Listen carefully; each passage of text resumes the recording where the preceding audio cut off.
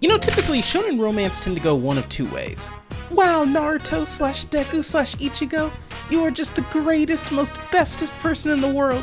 You are the reason I can find the strength to fight, but also I'm so trash that my love would only bring you down. I can't confess, not yet, not until the literal epilogue of the series. Or it kinda goes like, alright main antagonist, time to kick some ass. Whoops, I accidentally slipped and my dick fell into the female lead. How'd that happen? So yeah, not a high bar in most cases. But what if I told you there was an alternative? A shonen that not only has the fights, the world building, everything we've come to know and love about the genre, but can also stand in the ring and box with your favorite shoujo? Tonight, dear viewer, we will be talking about Yu Hakusho, but more specifically, the romance between Yusuke Urameshi and Keiko Yukimura.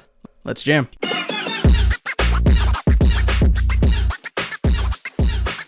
Yu Hakusho is a battle manga published by Shonen Jump and written by Yoshihiro Togashi, the creator of the Delayed One, otherwise known as Hunter x Hunter. But uniquely for its genre, Yu Hakusho doesn't feature any big fights or central antagonist in its first 5 episodes. Instead, the inciting incident of the entire series is its main character, Yusuke, getting hit by a car. He becomes a ghost, meets the blue-haired Grim Reaper, and begins on an ordeal to get his body back. Yusuke is pretty machismo, and initially doesn't even want to come back, citing that everyone would just be happier with him dead anyways. And so the first thing the Grim Reaper tasks him with is watching his own funeral, and it gets heavy. We see how much his community cared for him, a community he didn't even realize he had, and no one is more inconsolable than Keiko, his childhood friend and high school crush. Yusuke resolves that he wants to live, and so begins the process of coming back to life. Now, this requires him to jump through a whole bunch of different hoops and hurdles. We've got 4 episodes to fill here, and I'm not a summary channel. But what's so key to note in these episodes is how much we learn about Yusuke and Keiko's relationship through those around them. To hear Yusuke tell it, Keiko doesn't even like him, doesn't even want him around, but then you listen to others talk about them and it suggests something a little different. Keiko, you're a message girl? Or you have this instance of Keiko's dad referring to him. We were close family friends with that boy and your joke's not appreciated. Clearly, although they seem to be a little shy about it, everyone in town already ships them. Skipping ahead a little bit, Yusuke has finally done everything necessary to come back, with one exception. He needs someone to kiss him on the lips before the clock strikes midnight. And with his best buddy Kuwabara busy, the job is instead left to Keiko. This mini arc concludes with something rarely before seen in shonen manga. They actually kiss. Is this allowed? What the fuck? Is that allowed? I mean, normally you gotta wait 600 episodes in a movie for this. But what honestly surprises me to this day isn't the kiss itself, it's how they react afterwards. Hey, nice kiss. No exaggerated embarrassment, no pretending like it didn't happen. It's acknowledged, and the author respects the audience enough to let us sit in that moment of emotion. And then from here on out, they're together. I can see the Rent-a-Girlfriend author seething in the back. This man Togashi is crazy. Slice of life authors are terrified of him. This is what so many comic book fans talk about. They don't want relationship drama. They want Mary Jane and they want Peter Parker and they want them to be happy together. And this show just gives you that, and it's incredible. As I mentioned before, their relationship isn't sidelined. Characters in the world acknowledge that they're together. Their relationship gets more complicated as new threats are introduced, and they both become a huge emotional center point for each other. Although Keiko never becomes a fighter or anything, she does maintain a surprising amount of agency. I'm not going to oversell it to you, it's nothing insane, but she gets more screen time than a lot of shonen girlfriends do, and a fair number of those scenes flesh out her character, both in the context of her relationship with Yusuke, but also with other members of the friend group. Also, for an older anime, it's kind of crazy that Keiko pretty much is never sexualized. To be fair, Yusuke does crack some sexual jokes to Keiko, but it's pretty clear that he's making the joke to her. The joke is only being made because, well, they're dating and they feel comfortable around each other. And that might sound like a cop-out, but I really do think there's a difference, as most anime handle this situation the exact opposite. See, normally a male lead is all, "What? No, not boobs, please don't!"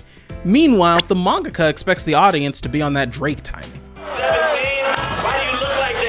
It's disgusting. There's no stumbling into the shower scene, no hot springs episode, no randomly revealing clothes. On the contrary, characters in Yu Hakusho change outfits frequently, which, while impressive and turning the show into a 90s time capsule, I believe even that serves to add a lot to Yusuke and Keiko. Clothing and style are some of the easiest ways we express ourselves. It's IRL character design, and Yu Hakusho captures that. It's easy to imagine Yusuke picking this outfit for his first stroll after coming back to life. He has that shit on and he knows it. Nothing I'm saying here is revolutionary. In fact, my point is that this is a minor detail that honestly wasn't necessary, but goes such a long way towards establishing immersion and making these characters feel like real people, thus making me care about their relationship just that much more. Keiko is a person with her own sense of style, not a boob window with eyes attached, and as someone who isn't a hormonal teenager anymore, I appreciate that. And to the Reddit crowd in the back, I just want to say it's okay for an anime to have fan service, alright? No one is going to confiscate your 7 terabytes of Heskia PNGs. But it can also be nice to sit down and watch anime without having to have my head on a swivel in case my roommate happens to walk in. No, it's not like that. Like he's a 40-year-old, but he traveled back in time. Okay, so if this relationship is so great, why haven't more shonen anime borrowed this approach towards romance? Well, that's because most shonen are fundamentally incompatible with Togashi's writing style. Let me explain. In any other show, Yusuke's goal would be to become the Demon King, or the Great Tournament Champion, or something like that. But no, Yusuke's goal is something so much simpler: survival. If you refuse, I will immediately kill you and everyone you know. Yusuke isn't going on a journey. He's a kid constantly having his life disrupted by the continually escalating forces of evil. Now don't get me wrong, Yusuke loves fighting, but that's because it's an escape from responsibility, society, and even the need to process his own emotions. Yusuke comes from a broken home, and the tough street kid attitude he exudes is a defense mechanism, one which is easily seen through by the love of his life, Keiko. And we see them both grow throughout the series, individually and together, which really gets to the heart of what makes this dynamic work. Yu Hakusho isn't a story about a boy proving everyone wrong. It's the story of a boy growing up and learning to care about what's most precious to him. The power system of Yu Hakusho even reflects this, with spirit energy corresponding directly to one's emotional state. In order to reach his full potential, Yusuke has to grow up. His sensei even tells him as much. Spirit energy is linked to emotions. You must know your feelings to control your strength. Yu Hakusho is full of these little slice-of-life moments that allow the characters to breathe, and it's in these scenes you often have some of the goofiest, but also some of the most emotionally resonant moments between not just Keiko and Yusuke, but the entire cast as a whole. These guys feel like a real friend group by the end of the series. This is what I think a lot of modern anime are missing. Fast pacing does not equal good pacing. Without all these little moments, all of a sudden the colossal enemies shrink and the ideological battles become trifling. Even in the climactic battle of what most consider the series' best arc, we are reminded what this is all for.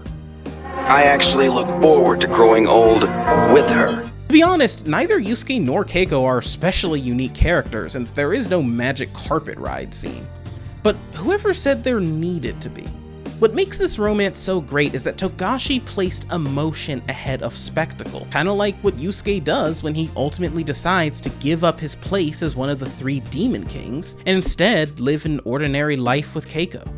Those huge, explosive events aren't what give our lives meaning, nor are they the foundation for a relationship despite whatever you might see on Instagram Reels. It's those little day-to-day interactions, the inside jokes, the reflective moments alone together. These are what elevate Yusuke and Keiko's relationship, and just maybe there's something we can take from that.